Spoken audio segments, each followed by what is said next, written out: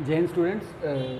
जब भी हम रेडिएशंस को स्टडी करते हैं ज्योग्राफी के अंदर, चाहे हम क्लाइमेटोलॉजी में स्टडी करते हैं या रिमोट सेंसिंग में, जब भी हम ईएमआर को स्टडी करते हैं तो रेडिएशन लॉ हमें पता होनी चाहिए। जो बेसिक रेडिएशन लॉ है 4, वो उसके बारे में जानना बहुत ज़रूरी है। तो जो बेसिक 4 लॉ है आपके, पहला है Stefan Boltzmann law, then Wien's law, then Planck's law and fourth one is the Kirchhoff's law. तो स्टीफन बोल्ट्जमैन लॉ अगर हम देखें तो इसमें बेसिकली जो रेडिएंट फ्लक्स है उसका टेम्परेचर के साथ डायरेक्टली प्रोपोर्शनल है, यानी किसी बॉडी का टेम्परेचर जितना ज़्यादा होगा उतना ही उसमें से फ्लक्स जो रेडिएट करेगा वो उसका अमाउंट भी ज़्यादा होगा। यानी अगर टेम्परेचर बढ़ेगा तो उसमें से रेडिएंट फ्लक्स भी बढ़ेगा। जैसे सन का एक हम एग्जांपल है, तो सन में बहुत ज़्यादा टेम्परेचर है तो उससे जो रेडिएंट फ्लक्स है वो भी बहुत हाई अमाउंट में, तो यानी टेम्परेचर का फ्लक्स के साथ डायरेक्टली प्रोपोर्शनल रिलेशन है। ठीक है कि इसके साथ ये भी बढ़ता है, इसके साथ ये भी घटता है। अगर टेम्परेचर घटेगा तो फ्लक्स भी घटेगा। अगर हम सेकेंड लॉ की बात करें, विन्स लॉ में जो रिलेशनशिप है वो वेवलेंथ का टेम्परेचर के साथ इन्वर्सली प्रोपोर्शनल है, यानी कि इन्वर्स रिलेशनशिप है इनका। जब भी टेम्परेचर बढ़ेगा आपका तो वेवलेंथ जो है वो शॉर्ट होगी।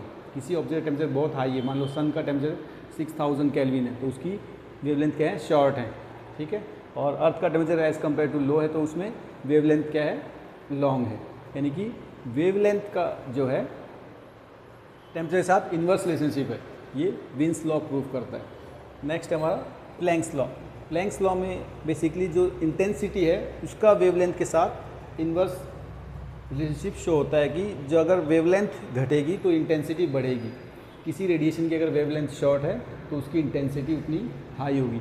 अगर वेवलेंथ ज़्यादा है यानी कि लॉन्ग वेवलेंथ है तो इंटेंसिटी कम होगी। यानी इनका भी क्या है, इन्वर्स रिलेशनशिप है एनर्जी इंटेंसिटी का और वेवलेंथ का।